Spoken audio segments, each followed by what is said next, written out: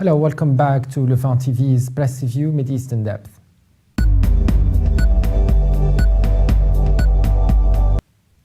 Speaking about rights but aiming for chaos, an opinion piece in the Ahram online newspaper in Egypt says Western governments are prompt to criticize Egypt's interim authorities, and no wonder they, like the terrorists Egypt faces, want chaos to prevail. The writer Hassan Abu Talib says Egypt's desired stability is not a decision by the ruler or senior official, but a dynamic condition that is never stagnant, comprising a blend of official and popular participation. Achieving this condition would exclude any saboteur, terrorist agent, or foreign powers, and anyone who raises a gun against their own people. They have no place in the new Egypt that is seeking to rebuild itself. The writer says some of the plotting against Egypt takes place in major world capital and global or regional organizations that were created to primarily protect people and their lives. They have become a platform for directed criticism that serves higher global interests. The slogans of human rights have become a tool for distortion and moral harm in society, not a vehicle for protecting the people's simple right to a decent life. Abu Talib says some of these organizations adopt an arrogant and superior tone, although they lack information and have abysmal analysis. One such example is the statement by the Euro-Mediterranean Network for Human Rights, EMNHR, a few days ago criticizing two draft laws the Egyptian government referred to the legislative branch. The first amends provisions on terrorism-related crimes in the Penal Code, and the second deals with procedures for combating terrorism. Abu Talib concludes saying the position of the EMNHR is in one way or another an extension of the positions of European governments and the White House that backed weapons to the Egyptian police and army to undermine our ability to combat terrorism. They are also the ones who fund all the weapons smuggled to terrorists inside the country to wreak havoc in our land. History has taught us, however, that it never forgives terrorists, traitors, agents, and imperialists. Laura King writes for the Los Angeles Times an article titled "Egyptian Court Sentences 683 to Death." King says Egypt's sharp turn toward authoritarianism provokes expressions of concern from human rights groups and Western governments, but little in the way of meaningful punitive actions against the military-backed regime. The Obama administration resumed some of the military aid it had cut off in the wake-up of the coup last year against Egypt's first democratically elected president.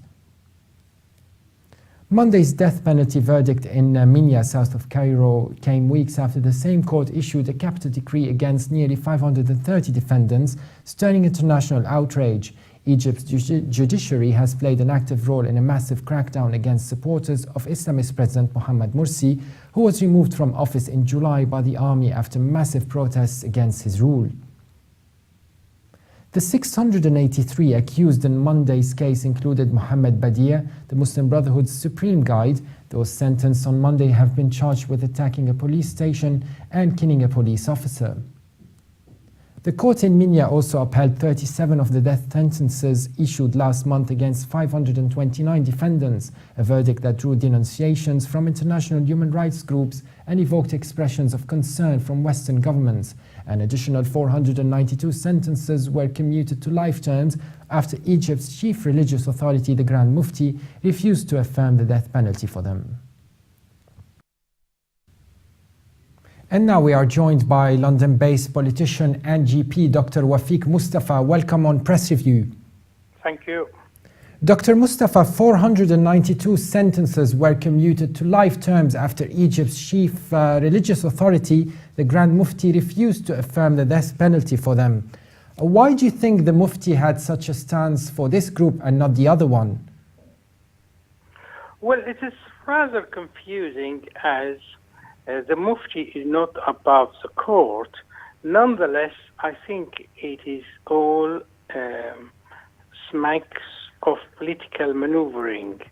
Either the court or the Mufti or the ruling group in Egypt, which are backed by the military. I think it's a very confused picture when 100 people are condemned to death. At the end of the day, these people will have in the records a death sentence, even if it's been commuted. The courts has been hasty. In passing sentence, the defense lawyers were very unhappy as they were not given opportunity to defend their clients. I think the system is biased against these people. I am secular, I'm a liberal person, I'm not an Islamist, but nonetheless there is a bias in the system, there is injustice, and that's not very good for future national reconciliation. Yes. Dr. Moustafa, the death sentences stirred international outrage and of course in Egypt as well. Yet we see a lot of laissez-faire when it comes to that, and despite human rights activism, things don't seem to be reversing. What is your own opinion on this? My own opinion that the Egyptian governance is still held back into into Mubarak or pre-Mubarak days, and I think the human rights voices are being ignored. That the foreign minister of Germany yesterday condemned the life sentence and the death sentences, and condemned as well the hastiness of the courts. I think they got to listen, otherwise they're going to face isolation from international community. Thank you very much. That was Dr. Wafik Moustafa, also author of Egypt, the Elusive Arab Spring, and the founder and chairman of the Conservative Arab Network. Thank you very much for your remarkable participation. Thank you.